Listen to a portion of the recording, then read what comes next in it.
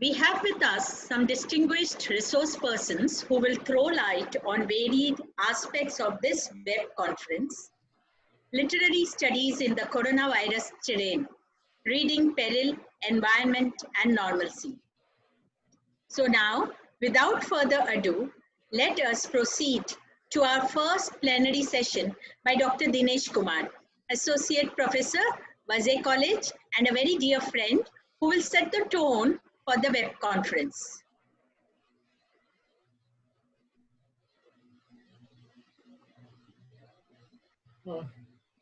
Nika, shall I start then? I'm starting 1 second, 1 minute.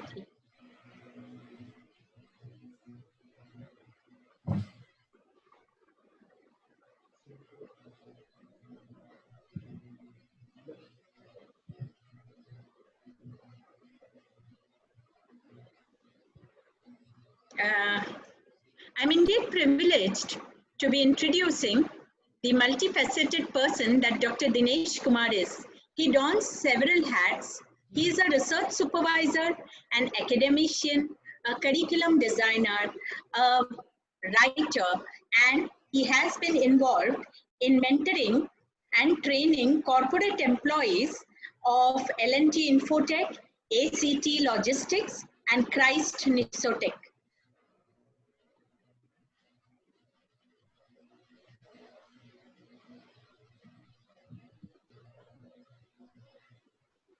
Hello.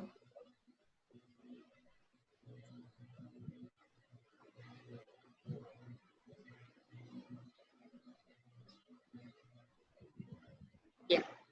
Dr. Dinesh Kumar has a doctoral degree in African American literature from the University of Mumbai.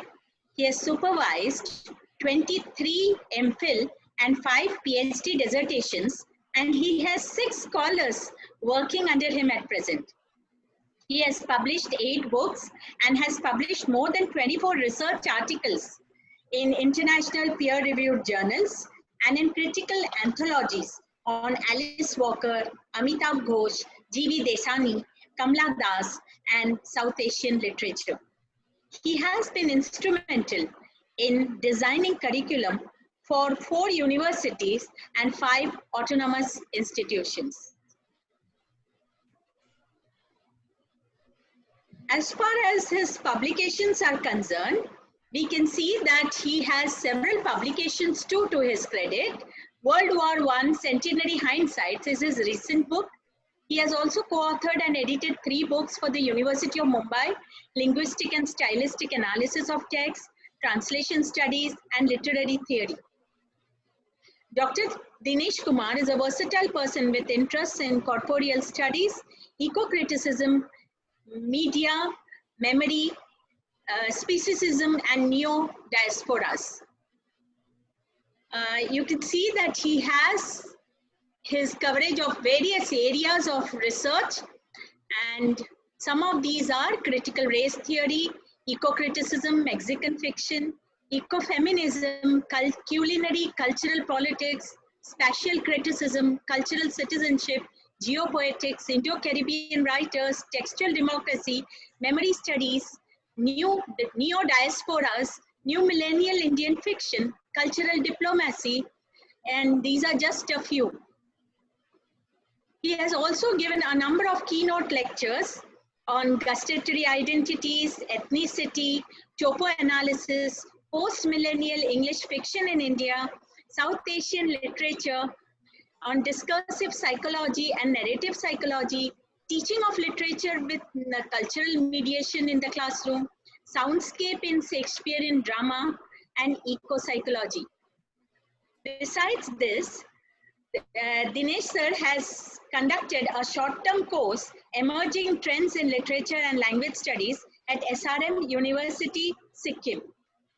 Besides, he has also delivered webinar discourses on the pandemic, toxic discourse and healing culture, eco-criticism towards sustainable and non-anthropocentric literary studies, online teaching for an offline curriculum, English literature instructor on a pedagogical tightrope, digital idealism and the subaltern learner, Margins and Pitfalls of the Online English Literature or Language Classroom.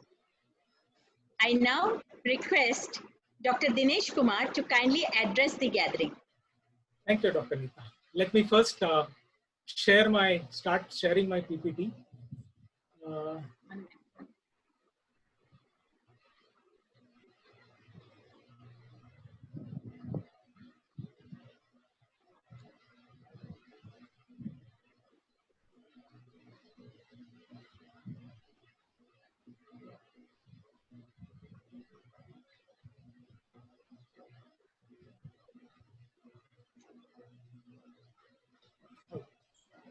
Dr. Neeta, is the screen visible? Yes, it is visible. It is visible to me. Thank you. Thank you. And like the regular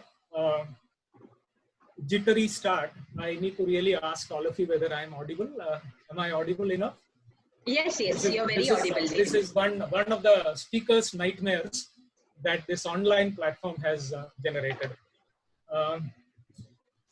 Thank you so much, Dr. Neeta, for a very generous, I would say, and it was an ultra generous introduction.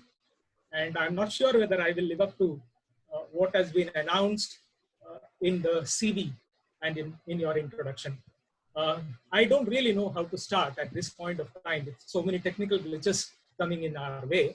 I can only say that we owe a truckload of apologies for all the participants who have been waiting in the margins of this international conference. And I'm sure by and by, most of them will be on board, will be a part of the discussion. And we all owe a lot of apologies. From the very bottom of our hearts, all of us, on behalf of all the entire organizing committee, we apologize for any all the inconveniences that have happened because of a problem, technical glitch. And if that term can save blushes, so I'm extremely sorry on behalf of the entire organizing committee. How do I start? I can start with to begin on a slightly informal note. I can start with what I would call with an air hug, or going by the tone of this conference. I would love to offer all of you a fish hug. You can find out from the internet what these two terms really mean. In the days of social distancing, we do not come to physical contacts, so that the regular hug can be replaced with a fish hug, or what I would call an air hug. And this hug is for the delay to begin with. This hug is also for the entire trauma that many of you must have gone through in living in different parts of India and in other parts of the world. For all those narratives that you have about the pandemic, and also the experiences that you must have had in the last 3 months or so. So this hug is the hug of solidarity. This hug is the hug of sympathy. This hug is the hug of understanding. And most importantly, this air hug or fish hug is the hug of connectivity. So with this small prefatory note that I can launch into my topic. Just before starting with the title, I need to say I'm so tempted, like Wilfred Owen at one point of time during the war, when he had said, "My subject is war, the pity of war." Now I need to slightly tweak that expression, and I'm tempted so much to say that my subject is the pandemic, because I have been talking about the pandemic for the last 4 or 5 of my sessions. So my subject is the pandemic, the trauma, the serio-comic irony, and the terrain of the pandemic. I cannot quite disengage myself from the pandemic terrain. So it comes up time and again in my discourses, and this one is no exception to that sequence. So the title of my talk is a little ambitious, as I'm trying to put 3 different strands of ideas together: pandemic biosphere, zoonotic perils, and biocentric literary discourse. So Off and on, I will be moving from one of these domains to the next with some amount of discursive freedom. And I believe that kind of digression is allowed within the scope of the topic. I don't really know whether I'll be talking as a literature scholar or a literature teacher, or I might sound at times as a science enthusiast, and at times I might sound like an environmental activist, and at times I would also, accidentally at least, I would also sound like a literature teacher. Well, I'm trying to combine all these domains. That is the present interest. I cannot keep myself away from this. So with this preface, I move into my first slide. I will be taking you all into a discourse with the help of visuals of about 23 slides. So you can count down so that somewhere you can say that is going to end. With the help of about 23 to 24 slides, I will walk you into my narrative of the pandemic and my responses to the pandemic terrain. So the first of those slides is titled Two Jumbo Narratives. And if you just go back in time with your active visual media memory, you would remember some of these photographs which are given on the right side of the slide. We have had two of the elephants in Kerala becoming victims of what is called the pineapple bombs. Incidentally, these pineapple bombs are not made for the elephants. They are usually made for other animals like the wild boar. But at times, accidentally, the elephants also chance upon them, and when they eat, they explode, and then these animals have to live with a tremendous amount of pain for about a week or so, and then finally they succumb to the injury. So we had two instances, and I'm actually looking at the locations of these incidents because part of my narrative and argument also has something to do with the places. On 11th April in Patanapuram, that's somewhere near Koilon, in the district of Koilon, one of these elephants had this kind of sad ending.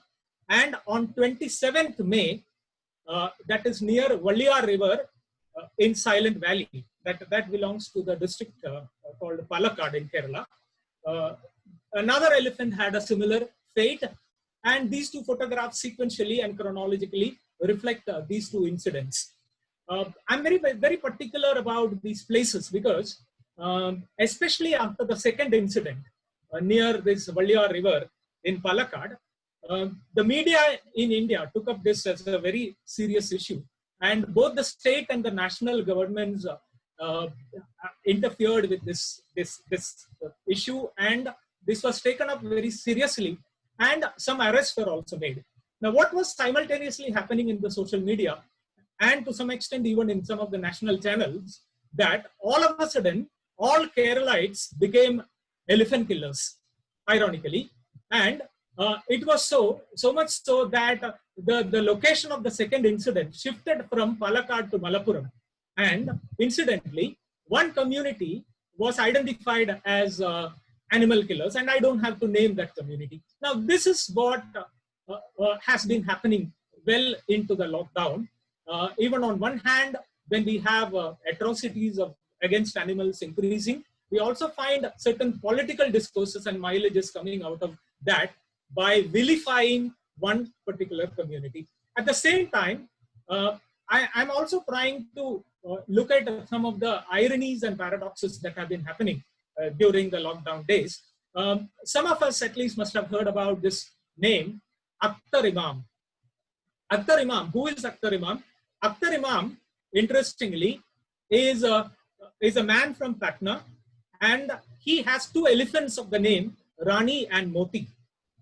And very interesting coverage about Akhtar Imam came some time back, and the news is something is like this, that he has written his will, making both his elephants the heirs to his property. So that itself comes to lakhs and crores of rupees. So we have, even while when we have two elephants dying somewhere, we also find a human gesture, very interesting human gesture, where a man considers his elephants as his children. And very interestingly, Akhtar Imam is also the president of a body called the Asian Elephant Rehabilitation and Wildlife Animal Trust. And if you make an acronym out of it, it becomes Airavat. Very interesting term, Airavat, which has something to do with the mythical elephant.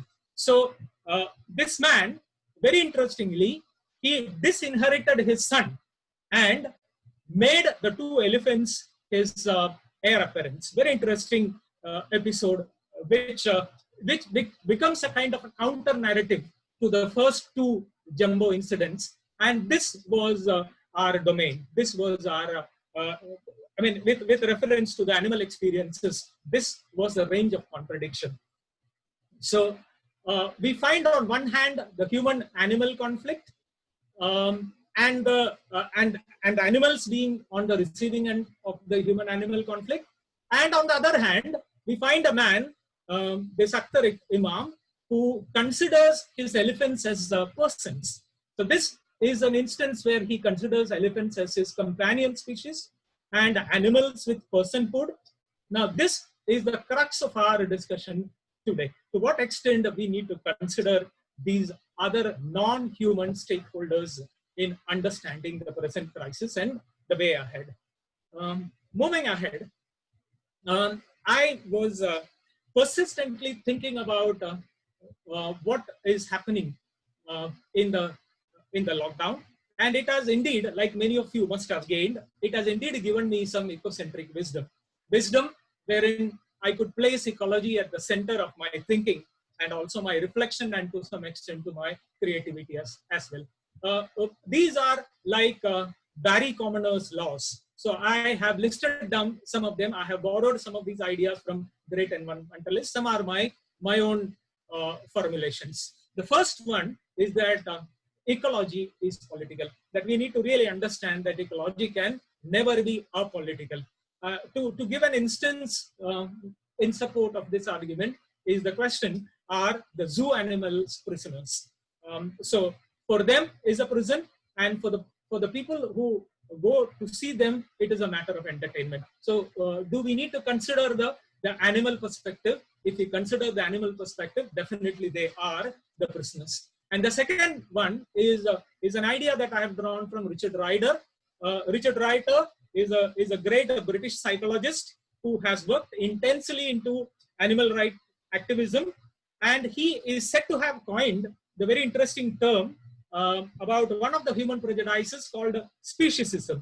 And he has also authored two important books, Speciesism and Painism, a modern morality. Painism is an argument in favor of animals to say that animals can also feel pain, and all creatures on this face of earth like to have less pain and more pleasure. So these are the contributions of Richard Ryder.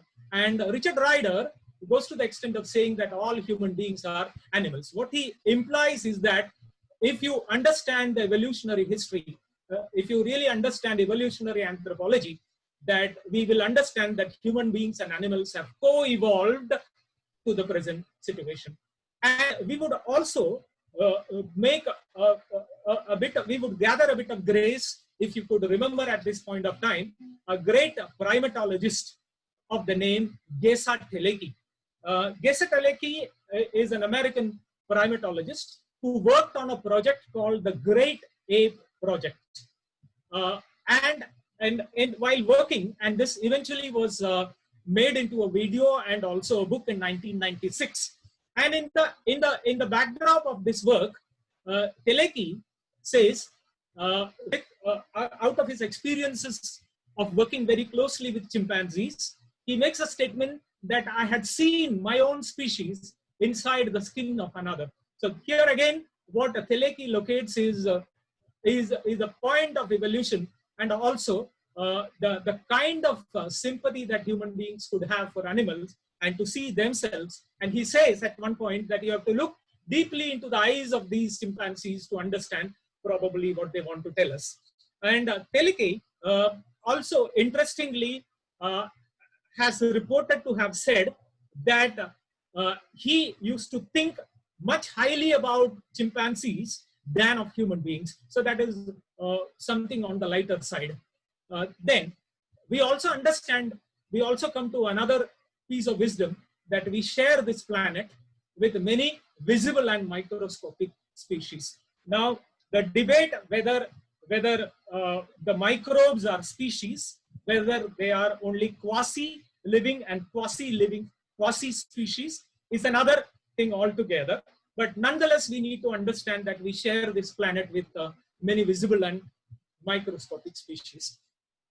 And another point is that human beings should take initiatives in resolving human-animal conflicts, because very often we have been the causes of many human-animal conflicts, especially when human beings come in the way of animal corridors, when human settlements come in the way of animal migration of animals. And even the two incidents that I narrated of Kerala are also instances of human-animal conflicts. But what we need to understand, that when we claim a superior brain and a superior evolution, it should be, again, I believe that human beings should take initiative in resolving that, because what we call as boundaries between the wild and the domestic is absolutely man-made.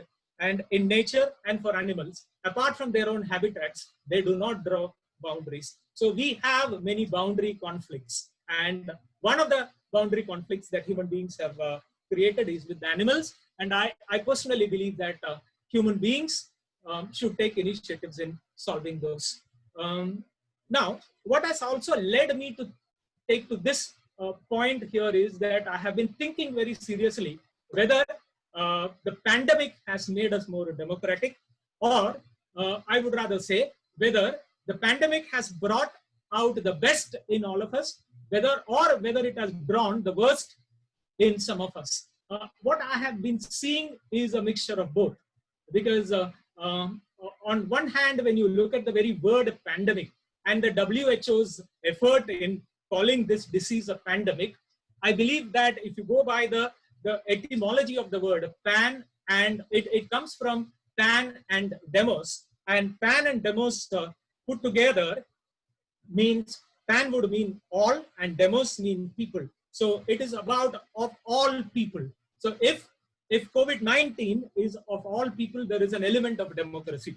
But then what I also find, this so-called democratic space and location and the democratic nature of the pandemic has been at times subverted and defeated by the human practices. I have seen, and you might agree with me also some of you must have also gone through similar experiences, that at our domestic spaces and in our dwelling places, and in cases some of the working places, we see some people acting like dictators. Now, some of the domestic spaces have turned violent, and if you go through the statistics, particularly in India, in some of the states, the instances of domestic violence and the abuse of children and women have increased. The number has increased, and some of them have been reported. And this itself shows that the domestic spaces have not been very, very democratic. I live in a society, housing society, in an apartment in one of the suburbs in Thana city. So what I found in my housing society, to put it humorously, I found my secretary assuming a number of roles within one revolution of the moon. He was a policeman, he was a judge, he was towards the end of that, he was also a doctor. Now, what happened was he had opened one WhatsApp group, one-way WhatsApp group, where the residents could not reply, and there were messages. And the first of that came very heavy on the animals. So there was a message on banning the pet animals from elevators, as if the animals are the carriers of virus. And later came another notice that there is a ban on all residents feeding the birds. And the reason given is that when birds are fed, the grains will fall down, and that would attract rats and other so-called pests. And there was also a notice about residents feeding stray dogs and feral cats. And the secretary was trying to ban that as well. Along with that, there were a number of other messages about the kind of hyper surveillance that the society would like to have, and also this functioning of this one-way WhatsApp group. Even today, even while I am talking to you, my housing society WhatsApp group is still one way. We can only listen, or we can only read and respond to that, rather than give back our responses in any form. So this is what I mean by the shrinking of democratic spaces. We have seen, we must have had some similar experiences in the working place with some of the managerialism creeping into our day-to-day life and making things arbitrary and compulsory, even when some alternative ways are possible. Well, the lockdown time also had a number of interesting environmental events that we could, as we might term them, environmental events are very, very interesting terms, the things that happen in the environment. And one, I believe, has happened in our own domestic space, that there has been some considerable amount of slowing down till, at least in the world of academics, till that webinar race started. Till that time, we have been slowing down with our consumption, slowing down with our movements, slowing down with our mobility, and also getting some time to pay attention to one's own surroundings. For example, it could be our balcony garden, it could be our own backyard garden. So some attention to our own immediate surroundings. And suddenly, I believe nature became once again very, very prominent in our day-to-day life. At the same time, there were some detrimental events also that were happening. And for instance, this very widely circulated a video of, if you remember, the toxic gas leakage in Vizag, which happened on 7th May with a vapor cloud spreading over 3 kilometers radius and with a death toll of 11. It is said that this happened because of some unattended styrene. Styrene is a kind of an organic compound which has to be kept under a certain temperature. So that is traced to be the reason for the leakage. And also at the same, a few days later, we have had an incident at this Bhagjan in Assam. This was called the Bhagjan blowout, in which around 27th of May, the natural gas started leaking, and there was an eventual fire on 8th June. That was another incident. Along with what was happening very ironically, we had the celebration of World Environment Day on June 5th. And this time, very interestingly, the focus of this movement or this celebration was biodiversity. And I had the great fortune on that day morning to listen to the great Vandana Shiva. And I will evoke Vandana Shiva towards the end of my session and will make a part of this entire idea and the vision that I want to present. We also had, very interestingly, some biodiversity loss because poaching happened under the cover of lockdown when there wasn't much of surveillance in the forest. Because of the COVID-19, poaching flourished and the poachers had a free hand. And we also had another paradox, another very interesting irony, that in contrast to the apparent domestic stillness, we witnessed two cyclones, which could also be accounted to the as the result of the global climate change. We had this Amphan, and also we had Nisarga. Both of them had a very severe impact on human lives, particularly Amphan. Then, what we also find that there were a few political and governmental moves which were also happening under the cover of the lockdown. So that's why I said environment or ecology is political. There was a very hurried environmental clearance for this Oil India Limited to drill in the Dibru-Saikhowa National Park.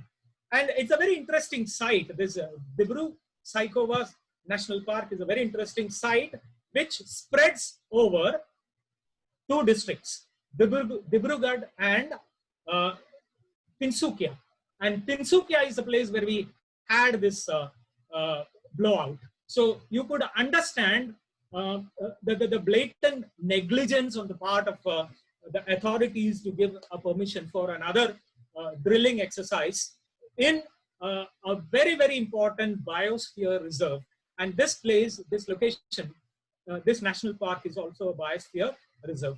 And what is a biosphere then? Biosphere could be the region or the regions of the earth occupied by living organisms. So when we have a high density of living organisms in a region, we could call it as a very vibrant biosphere. So this activity happened at that location.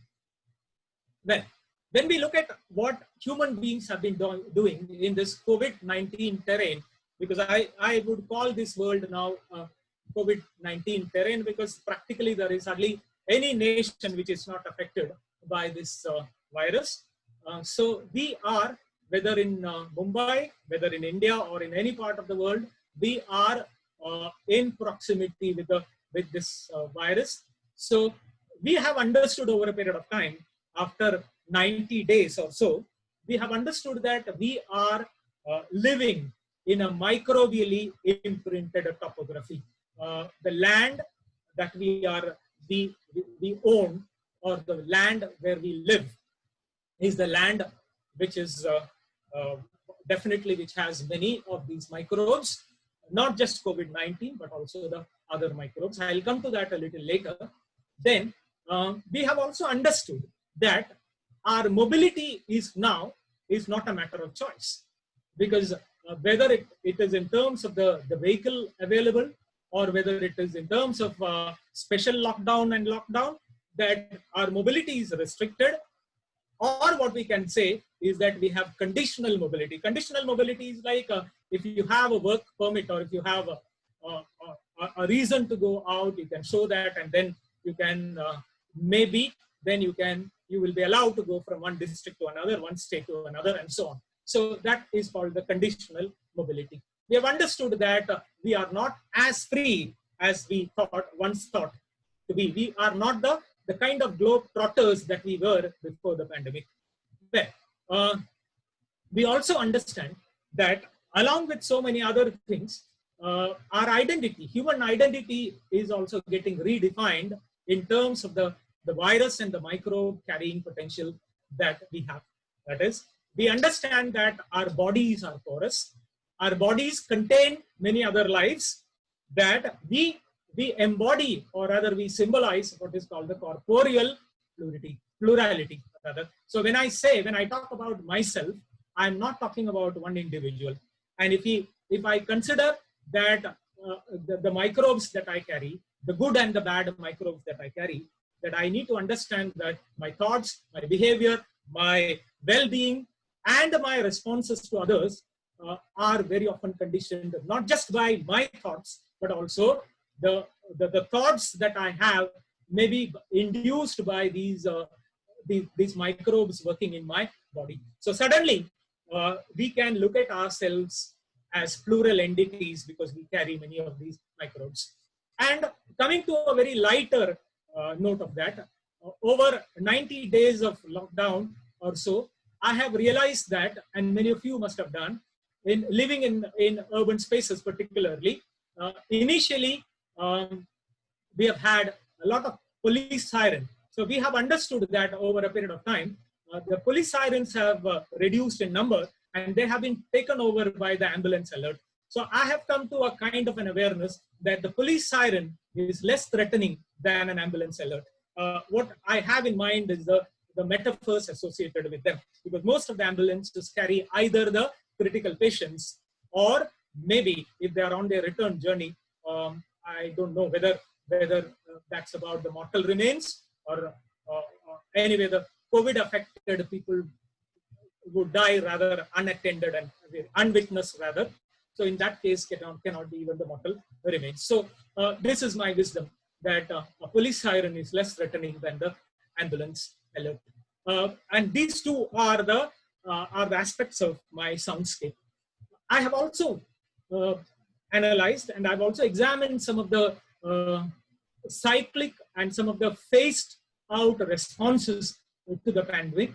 When in the initial days of the pandemic and initial days of the lockdown, I found, like the picture that represents, a lot of demonization of the virus, out of proportion, gothification of the virus was also very, very, very common. So people would demonize the virus graphically, visually, or in discourse. So we had a lot of demonization, and that didn't help. In fact, no amount of demonization would fall in the ears of the microbes. So human beings started rationalizing. We started rationalizing by explaining the scientific part of the virus, and that a virus, an antiviral or a vaccine will take time, and that rationalization was also part of our awareness. A few months later, when the death toll started increasing, escalating, we started philosophizing the situation, that whether through religion or through our understanding of the cycles of the pandemic, we would rather say that every 100 years or so, human beings will be tested by God or by nature. So we have started making terms with the virus with some amount of philosophizing, and gradually we started normalizing the pandemic. And the normalization started with the discourse on what is called the new normal. I don't quite understand what is this new normal, but then we talk about this normalcy in terms of what could be different, and maybe a normalcy which is different from an earlier normalcy. So we have started normalizing, and even in our introductory talks today, we have heard the speakers talking about that we will have to learn to live with the virus. That may be a part of our normalizing schedule. Now my question is, has the pandemic given us a new aesthetic sense? Has it given a turn, the pandemic turn, in literary discourses and the way we would understand literature and art? And that is also my subject of inquiry. Now, we would also like to look at the basic pandemic biosphere here. As I mentioned, biosphere would mean the region of the earth which is occupied by living organisms, regardless of their size and their utility for human beings. So what one finds during this pandemic era, these pandemic months, is also human commitment. Some very highly enlightened human beings were committed to the creation of what is called biosphere reserves. And human beings have understood that these biosphere reserves are going to act as the pockets of hope for the future. And also, very, very concrete work in this direction is the promotion of biodiversity. UNESCO in June started with the initiatives on these three biosphere reserves: Nilgiri, Sundarban, and Nanda Devi biosphere reserves in June. That was a very, very interesting initiative, maybe to indicate that we need these biosphere reserves like the carbon sinks that would save us from pollution. So that also happened. Then we also are wise enough today to connect the global pandemic with the continuing environmental crisis, because we would consider the pandemic, we would rather consider the pandemic as an environmental event, not just as a microbial event. So in that sense, the pandemic gets connected to the environmental crisis. And also, there have been quite a bit of efforts on the part of individuals to create their own domestic biosphere. That they would rather make their own kitchen gardens, they would rather make their balcony gardens, and some of them turned to gardening and some amount of very, very simple agriculture that they would rather do. So that also happened at the same time. Then As an irony, as a counter narrative to this initiative is what we found on various televisions, those very grim images of certain crematorium grounds turning into dumping grounds of these PPEs, because some of these health workers didn't have an option of disposing these PPEs. And along with some of the mortal remains, these PPEs were also dumped in these crematorium grounds, especially in Ahmedabad and Delhi. So we had this as a crisis. And the added crisis to this was these PPEs were later dug up by, when they were all buried at a shallow depth, and some of them were dug up by the animals. And some of these animals were not domestic animals. They were either feral animals or some of them were wild animals. So there was a danger of, again, a transmission from human beings back to animals. Another part of that is I could also find some of the respites and some of the soothing images which were in circulation. But I would say the caveat, the caution here is, I would say that they are not our own individual experiences. They're all the mediated images through television and maybe still photography and so on. So on one hand, we had an economic standstill, but we also had an impact, positive impact of that. We had a lesser emission of greenhouse gases. And there was also a talk about the ozone layer curing itself. And that's one part of it. And we also know that the lockdowns restricted the transportation and hence the emission of these gases. And we have also witnessed that some of the supermarkets and malls were closed, and hence there was lesser consumption from the supermarkets.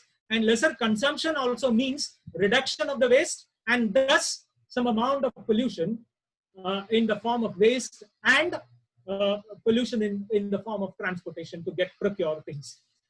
We have also had some wonderful but mediated images of birds and animals reclaiming their rightful places, even moving occasionally into human domains, maybe because human beings had moved inward into their domestic spaces.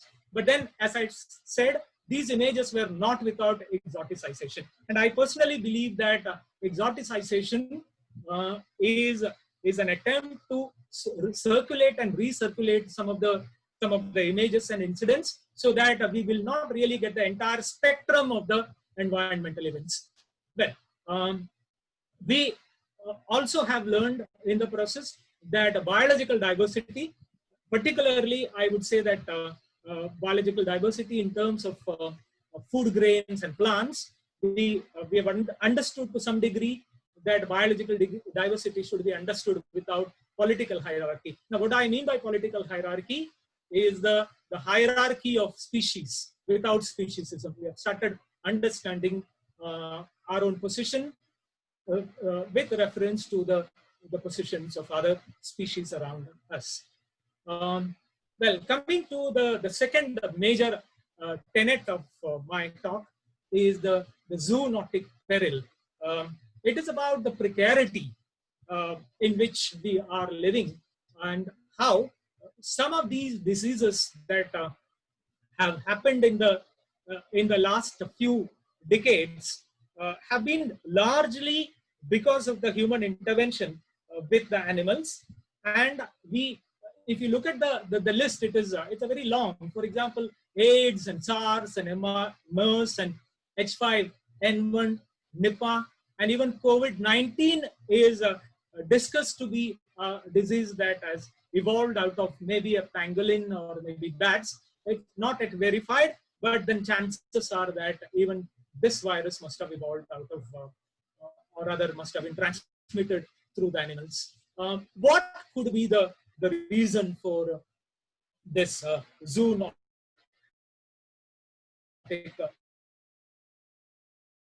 Because we all live in what is called this multi-species location. And we have been witnessing in the past a number of synergetic epidemics also. Synergetic is a disease cluster, a number of diseases together, and some of them have been traced back to zoonosis. So the term zoonosis indicates the transfer, the transmission of human diseases through animals. However, the burden of the disease in such cases falls on human beings. Well, what are those reasons? If you look at that, one is that human beings have had increased contact with natural environment, and that itself is the source of the pathogens. And it is said that there are about 1 trillion species. Somewhere else I read it is about 16 trillion species. I'm not very sure. I'm sure about one thing, that no one will be very sure about the number. The very doubt between 1 trillion and 16 trillion itself shows that more than 99% of these microbes have not been identified. And it is also said that Earth receives many of these microbes also regularly from the space. Well, another reason for this zoonotic precarity is the human use of wild and domestic animals in captivity. Many of the domestic animals, especially when you look at this peri-urban or maybe suburban livestock farming, they are kept under very deplorable sanitary conditions. I have been seeing this very regularly on my way to my workplace. There are those places called tabelas where those animals rarely have, those buffaloes rarely can stand. That is a constricted space given to them. So one can imagine how and why such instances can happen. And also, we are also into the trade of many wild animals. Some of them are traded as food, as popularly done in China. There are many wet markets, as we know, in China, which trade in wild animals, as well as those animals which are chicken or other animals which are a part of the farming. And even some of the exotic pets are again traded. So these are instances of animals being traded. Fine. And if you look at then moving from what we call as anthropocentrism. Anthropocentrism could be replaced with the word speciesism. What is it? It is an attitude, it is a belief among the that are the superior most species. And since they have better intelligence and moral considerations, they have the right to rule over the other non-human species. I wouldn't like to use the word other, I would rather say non-human species. So from speciesism, if we take a different approach, and if we start acknowledging and understanding that what is more interesting and more rewarding for human beings is this attitude of zoophilism. Now, what is zoophilism? Zoophilism is a positive attitude towards the moral positions of animals. Do animals have emotions, pain, and responses? And we might have to say yes. So a zoophilist is emotionally attached to animals. And I believe that this is right enough time to reconsider our attitudes to animals. And in this regard, I would rather evoke a great American philosopher and American philosopher and animal rights theory expert, Tom Regan. Tom Regan, in his work, The Case for Animal Rights, comes up with a very interesting position. If you could read that, let's read that and see whether this has some bearing on the way we are going to shape our literature or we understand our literature. He says, animals have a life of their own, of importance to them, apart from their utility to us. They have a biography, not just a biology. They are not only in the world, they have experience of it. they are somebody, not something. Now, this is the personhood that I was talking about with a reference to Akhtar Imam, when he could consider his elephants as companion species with personhood, very unlike the other formulations of animals.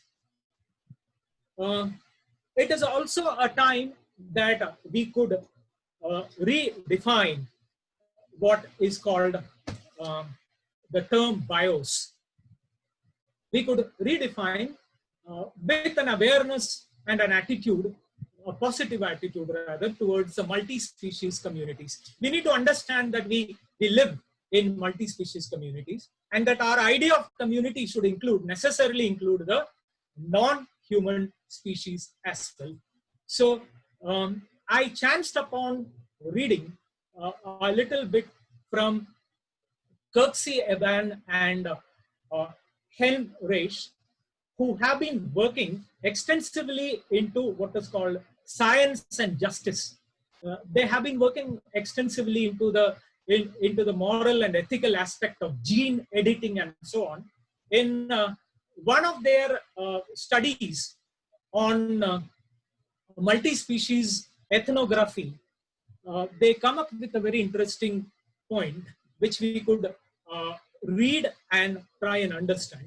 What they observe is this: creatures previously appeared on the margins of anthropology as a part of the landscape, as food for humans, as symbols, have been pressed into the foreground in recent ethnographies.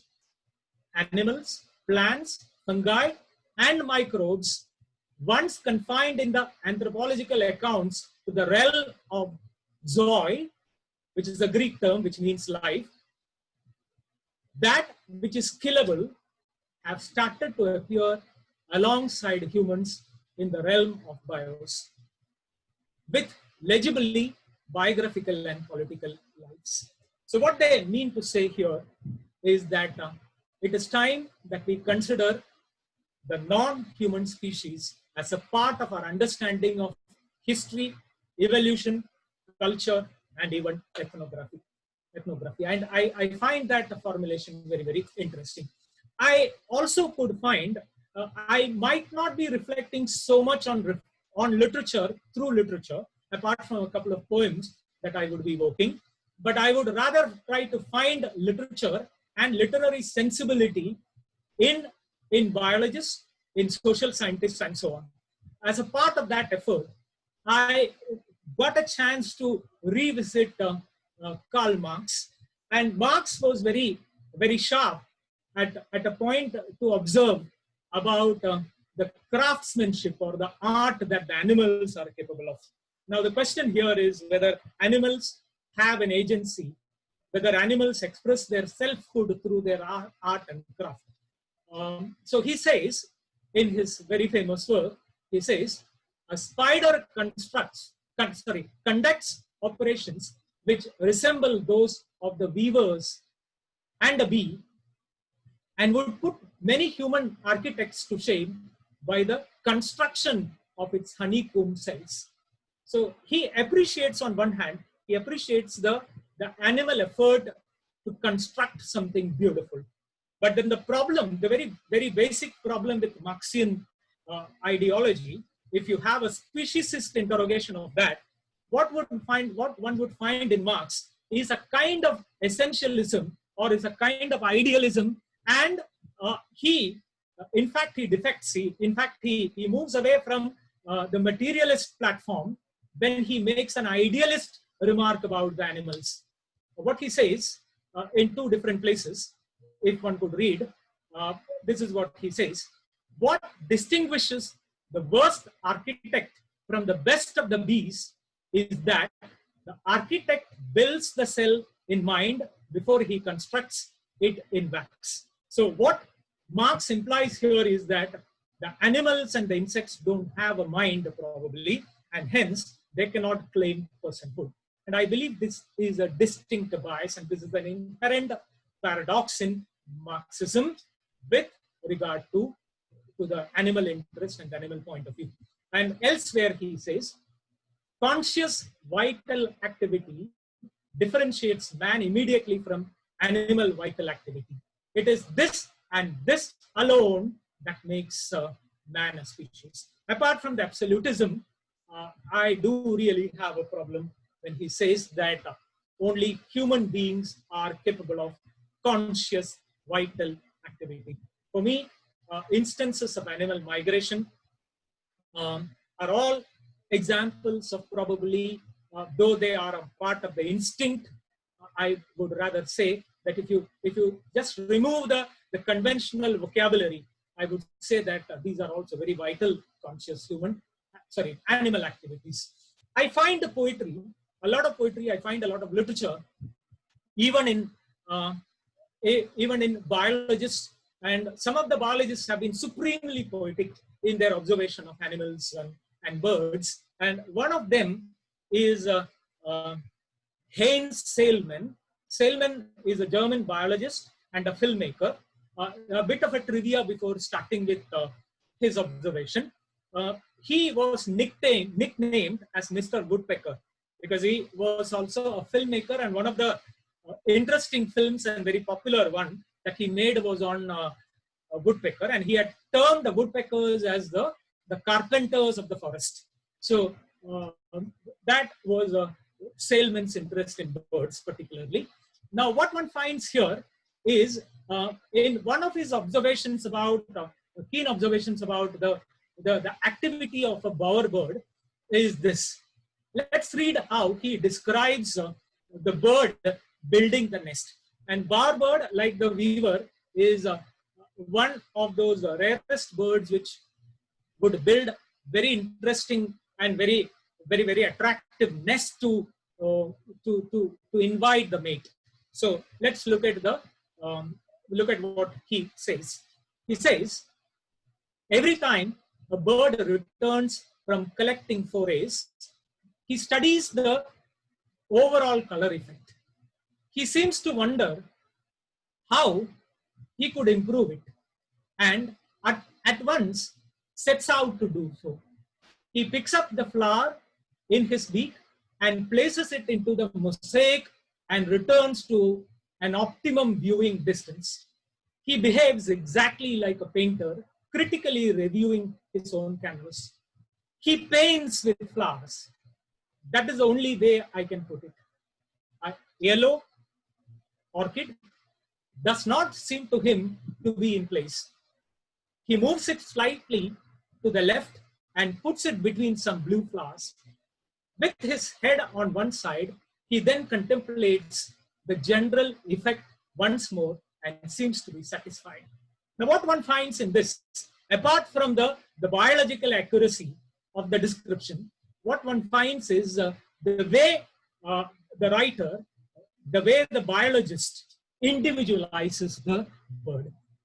And he individualizes the bird's work, and in the process, he seems to be citing a wonderful example of avian art, challenging the speciesist idea that human lives are richest.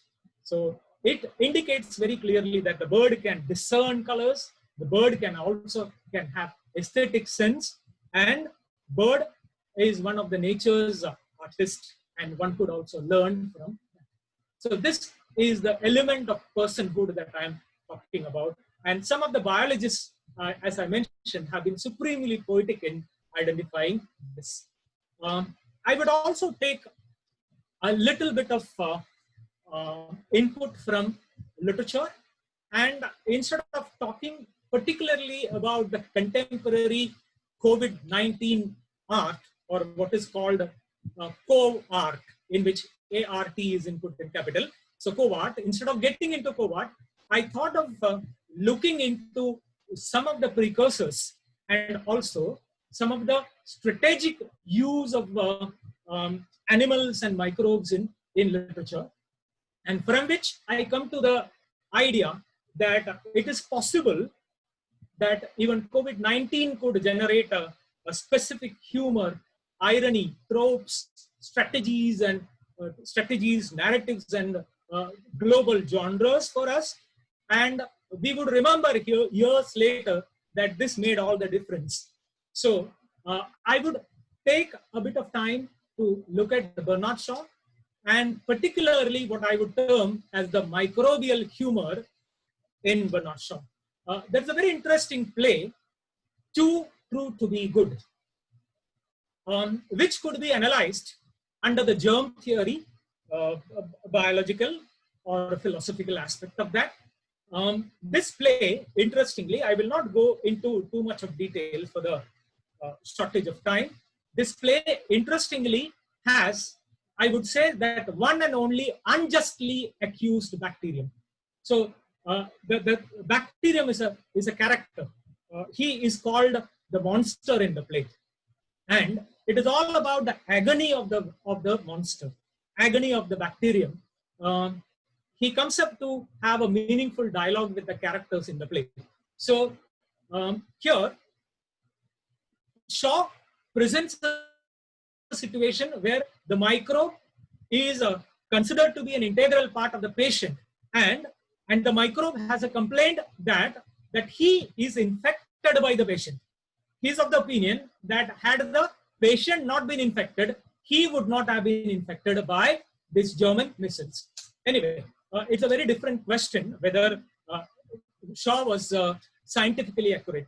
Definitely, German measles is not caused by bacterium. So his understanding of bacteriology was not probably not very significant. So what happens here is a dialogue that we have. There is a doctor and this monster, and the monster approaches the doctor with an idea, with this request that he says, "Oh, I feel wretched. Please cure my measles." And the doctor, like many of us who would rather look very blank in the wake of this COVID-19 situation, replies, I can't cure any disease, but I get the credit when patient cures themselves. When she cures herself, she will cure you too.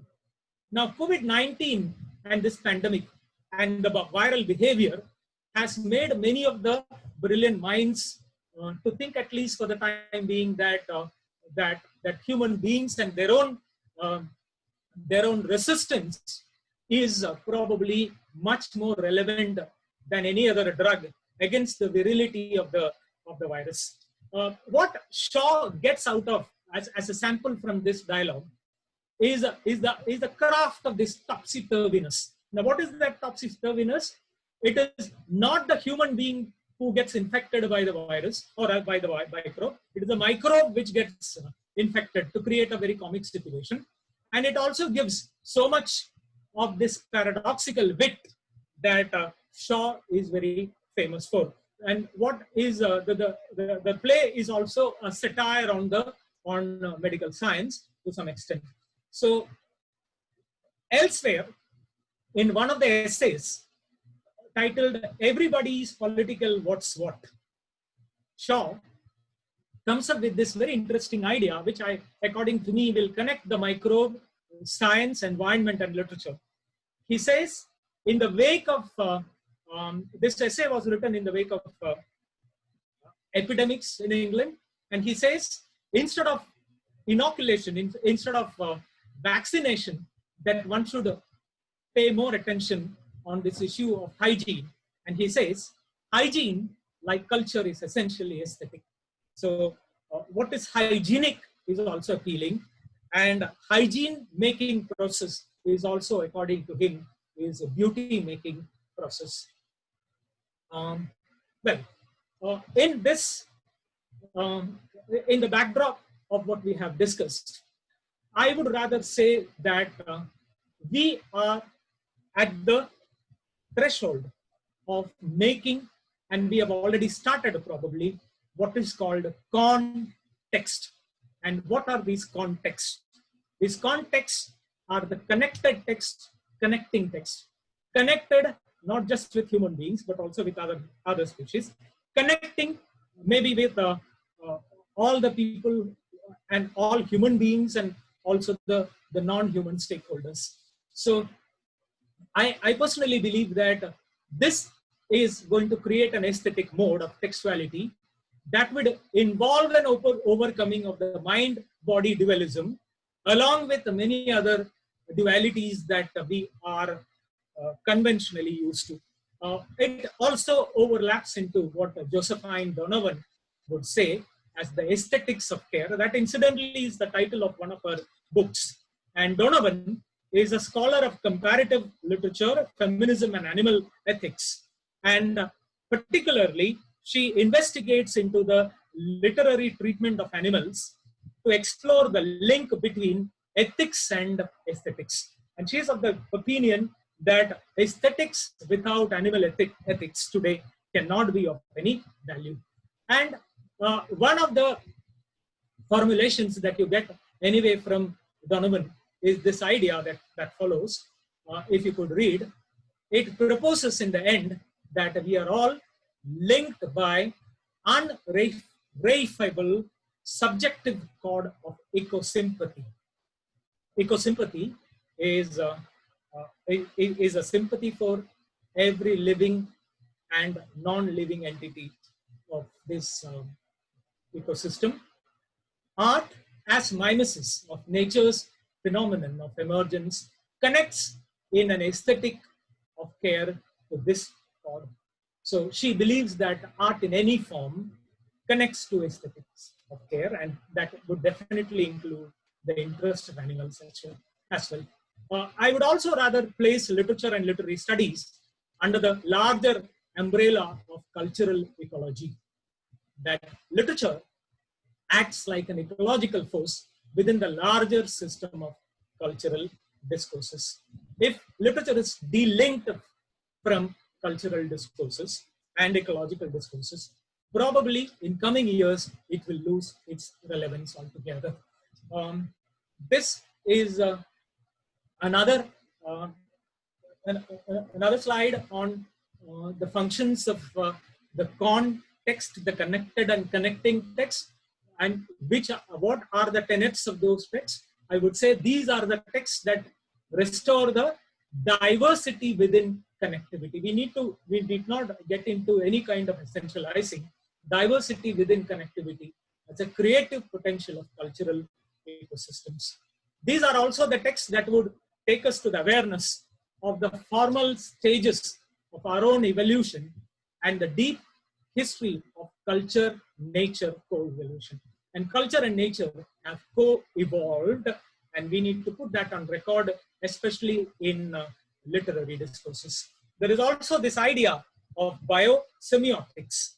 Biosemiotics is an understanding, is an effort to decode the science in the biological realm, and biological realm, that is understanding for an extent the animal feelings, as an example, and trying to understand animal feelings.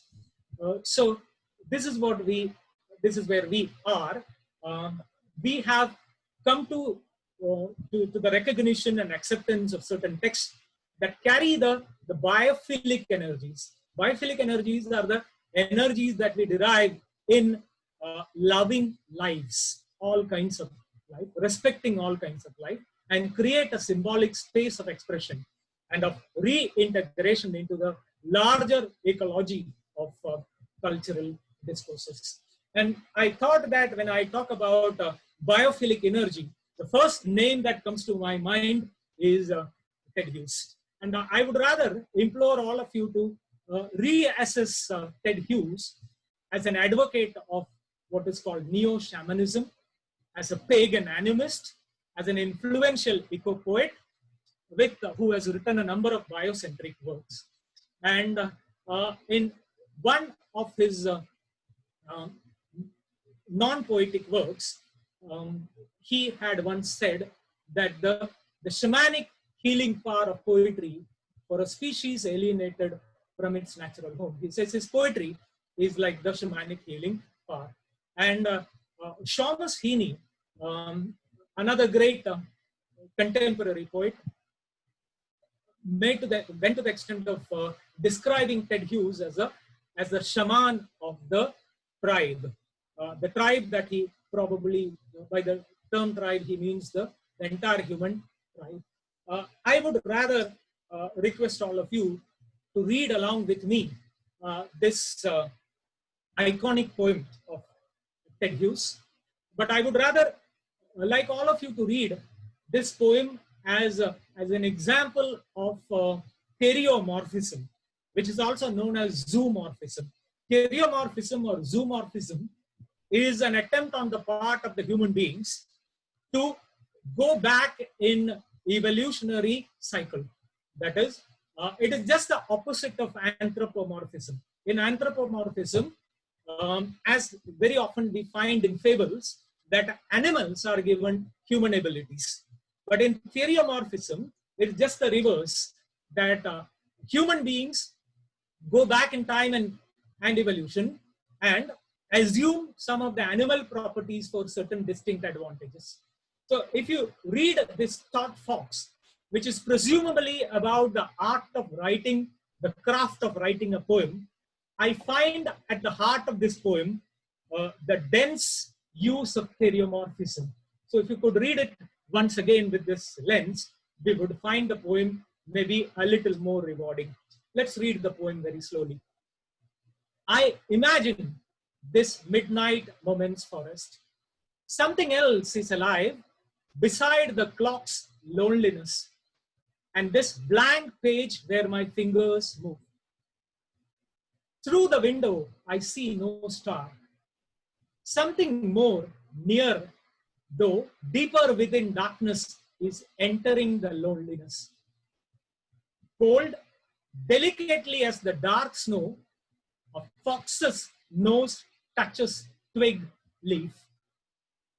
Two eyes serve a movement that now and again now and now and now sets neat prints on the snow.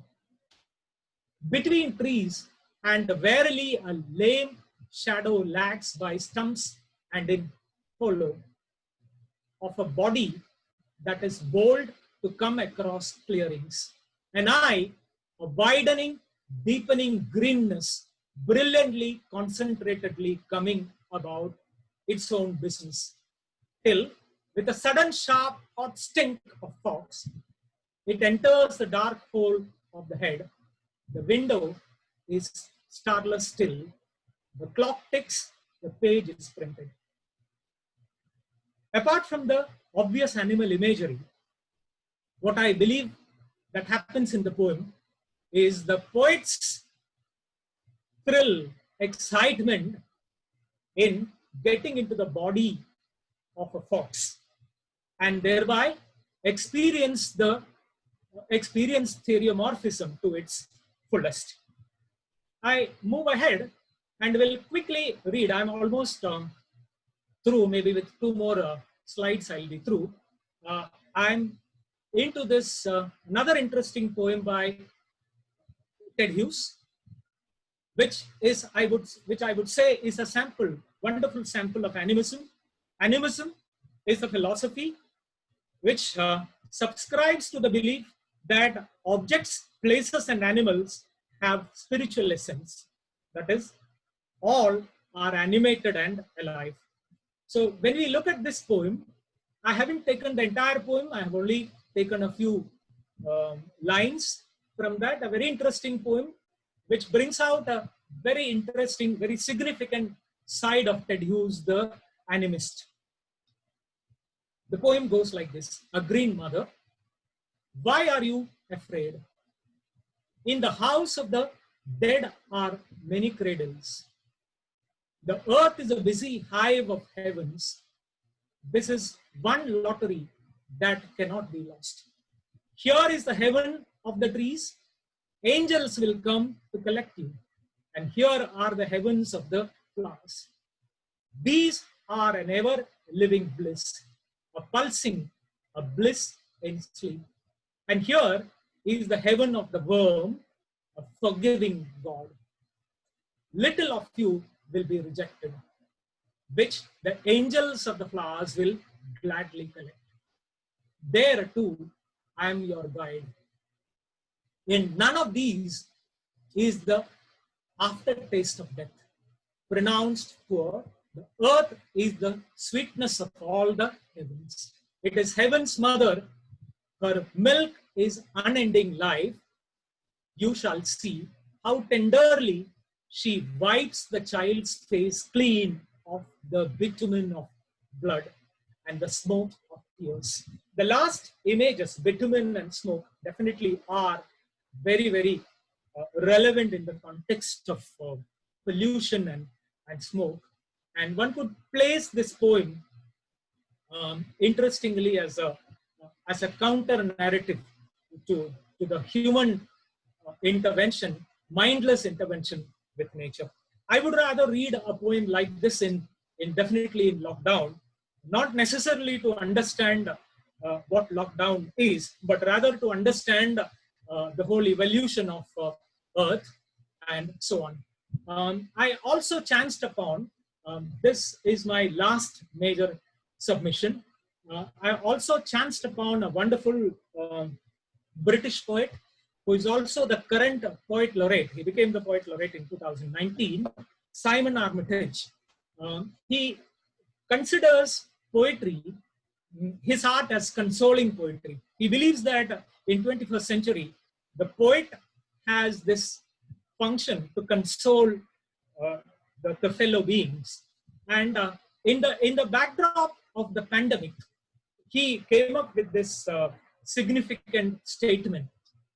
Let's read that and then read a part of his very, very interesting poem later.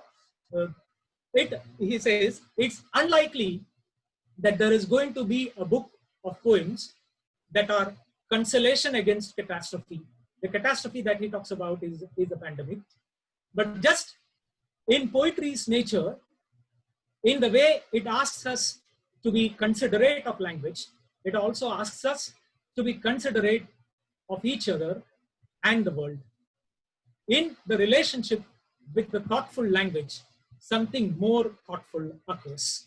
So what he implies is that when we become thoughtful of language, probably we will become more thoughtful and mindful of others on this planet.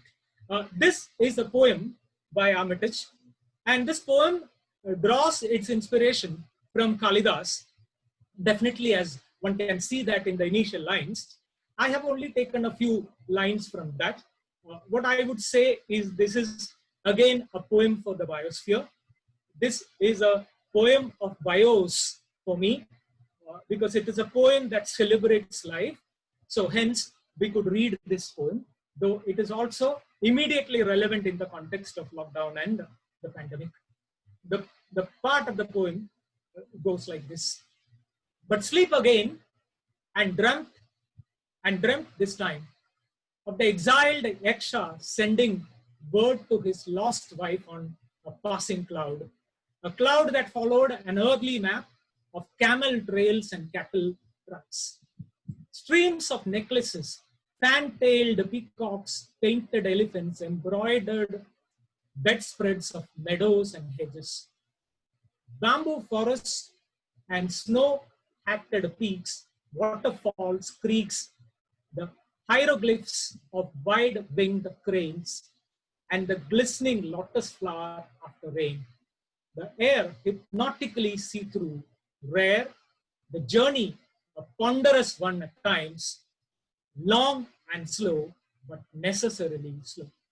So the last lines are immediate allusions to the contemporary slowing down, the ponderous life that we have experienced and we continue to experience. And I'm on to my last slide. I would call that as a post-pandemic vision. I have put the word post within brackets because I don't really know what will be the nature of the post-pandemic, whether we will definitely come to this post as a time marker or whether this post will be only attitudinal.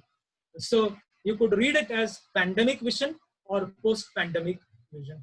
I would feel that as what I have been trying to do all through my session, I believe that all biotopes are going to be counter spaces. counter spaces declaring the trauma and troubles of the less privileged, counter spaces of the less privileged species, counter spaces of the subaltern subjects, whether they are a part of the academics or the literary worlds. But I would rather say that we will continue to create many biotopes of counter spaces. I would say that my vision begins with this idea that from species egalitarianism, we will have to move to species cosmopolitanism and the idea of multi-species ethnography. I cannot talk about my culture, my ethnic identity without talking about my biosphere. Secondly, biosphere becomes a site of co-evolution of animals and human beings, and it will be increasingly so in future, in coming days. And literature cannot afford to consider science or biology as an adversary. It will have to consider that as so much a part of its own discourse. Nature, the renewed face of nature, will become a participant and will have to become a participant in our ideas of democracy, tolerance, terrain, respect, spirituality, plus. Plus is a very interesting political sign today to say, to add more, to keep it open-ended, and so many more discourses will join with this interest in nature. I would also feel that in the current situation, literature and human behavior are the oximeters and remedies. We can check the saturation through literature, saturation and oxygen level in human beings through literature and poetry. We could rather pump it up a little bit too, I believe. And we would also believe that in this time, testing time, good human behavior can be a remedy, not only for human beings, but also for many other species. My last and the very last submission is that it is time, I believe, to engage in what Vandana Shiva on 5th June said in one of her webinars. She says that it is what she terms as the civilizational dialogue of our future. We are at a juncture. That is why the pandemic turn of this conference is so very, very, very relevant. We are engaging, even this conference is a part of that. It is a significant point in time to engage in a civilizational dialogue of our future, where the crossed out non-human entities and ecology will not be relegated to the sidelines of history and culture. We will revisit, we will reinscribe literature, history, anthropology, and the pandemic with this connected approach to create more context, as I was talking about. And this has been my source of inspiration. I have drawn heavily from all of them. I put in, for the shortage of space, put all my entire reference list, but these have been a few. And then, yeah, I found one of these images very interesting. One flag, one world. And the flag has nothing to do with the national boundaries. The flag is a recreation of the mask. The entire world, or maybe the human species, will have to live under the mask and assume a different identity. And I wish once again a wonderful time ahead, and lots of mental energies, biophilic energies that we draw, so that we can, I wouldn't say fight, we can tide over this pandemic, or at least learn to live with it and to generate more literary and cultural discourses. Thanks a lot. All of you have been angelic if you have been listening to me. And I will definitely take up some of the questions and observations if you have made so. Thank you, Neeta madam. Thanks, everybody. Thank you, Dinesh. May I request Shyam to please help Dinesh sir with the questions? Shyam? Yeah. Yes, ma'am. Because we are on Zoom, the participants could post the questions in the chat itself here. Yeah. Could you please take it up and then re-articulate, please?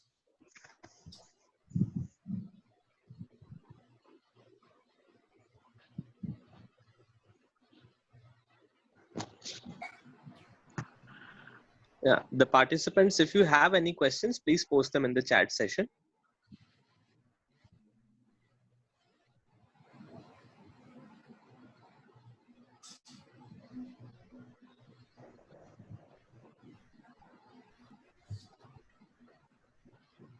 There is a question from Meera K. Yeah. In the context of the pandemic, we appear to have acknowledged the power of an invisible microbe in dictating the lives of the so-called superior species, human beings. Can we look at this power equation through a Foucauldian lens? Yeah. It's a very thanks for the question. It's a very interesting. The question also has a very interesting theoretical location. Yeah. I would rather say that the normal power over equation that human beings have above the non-human is disrupted, definitely, and also this idea that human beings are at the top of the evolutionary hierarchy is also punctured to some extent. So I think all those viral discourses, I'm putting viral in single quotation, all those microbial discourses in coming days would definitely puncture that optimism. And I believe, yes, the virus is distinctly Foucauldian. And it could be used as a strategy. It could also be used as a template with which we could understand literature, human life, and also I believe all power over relations could put under the scanner of microbial sensibility. Thank you. There's another one from Lalita Pandey. Yes. In this field, what topic could be taken for research? Please suggest if you think of one. As a very quick response, I would say biophilia in literature is one topic. One can use that. Animism in certain poetry can be another.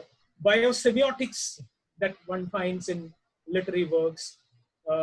And the aesthetics of care that one could find in many literary works. All of them can be topics for research. There is a question from Madhumanti.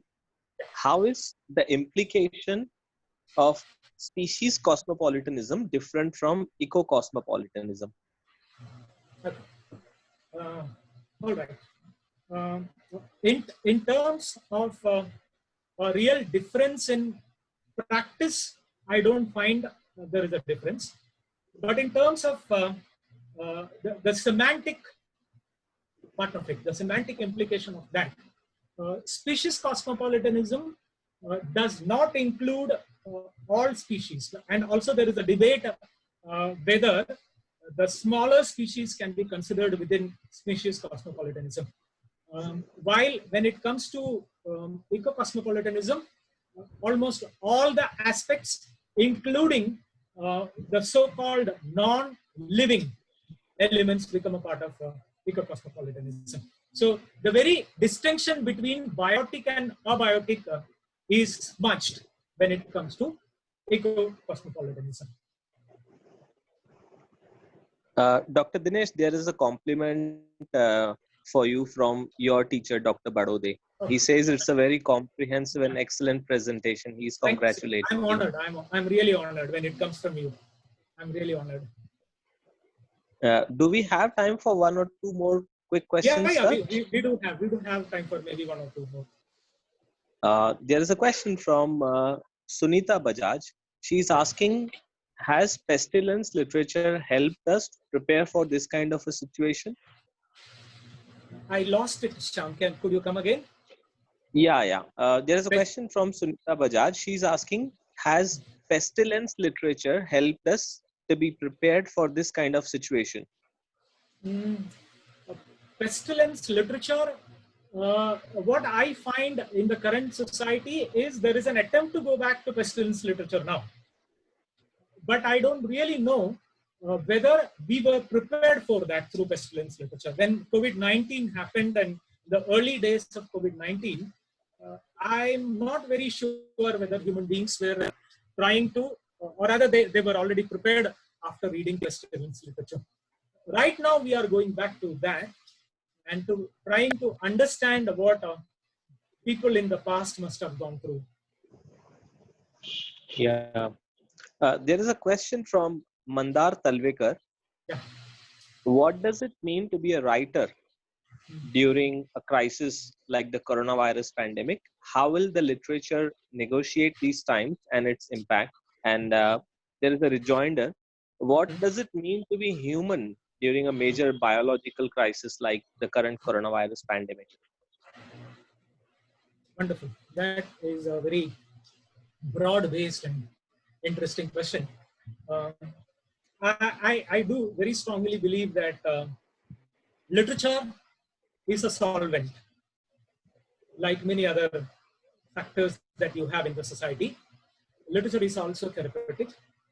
Literature can be used to negotiate probably uh, the kind of conflict, the psychological conflict, adjustment conflicts that we have when, especially when people are huddled together in domestic spaces, where the human relations could be affected.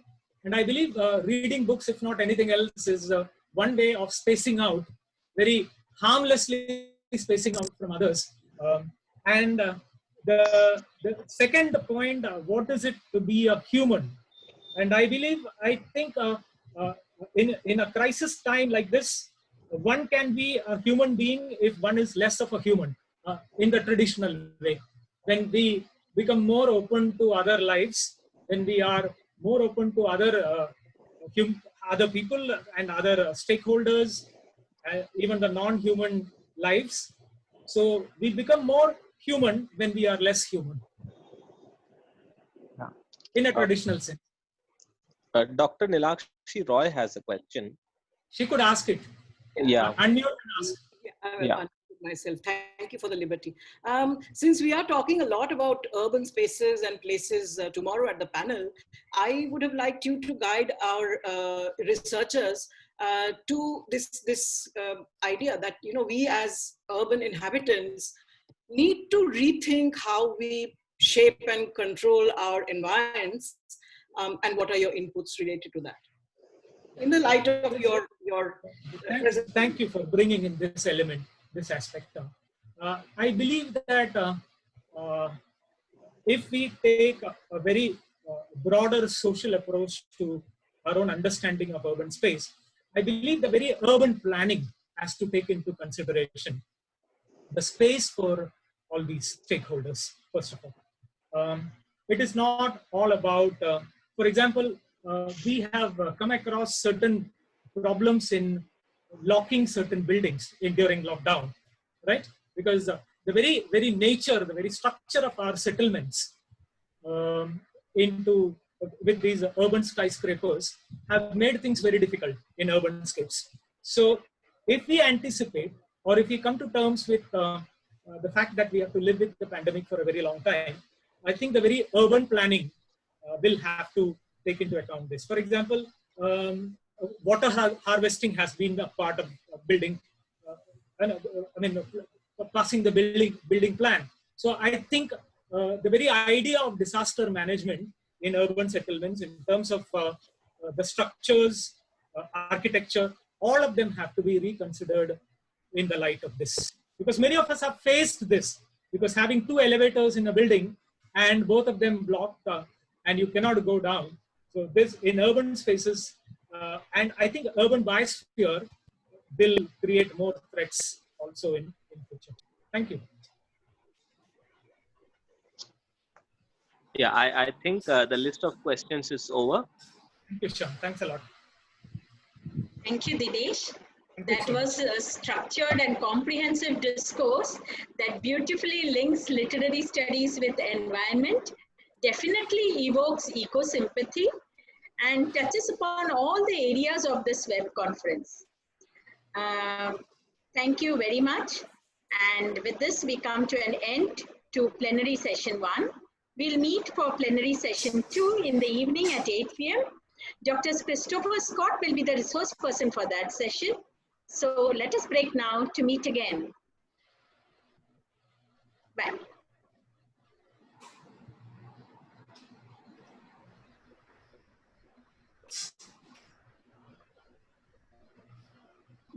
Organizing committee, 5 minutes.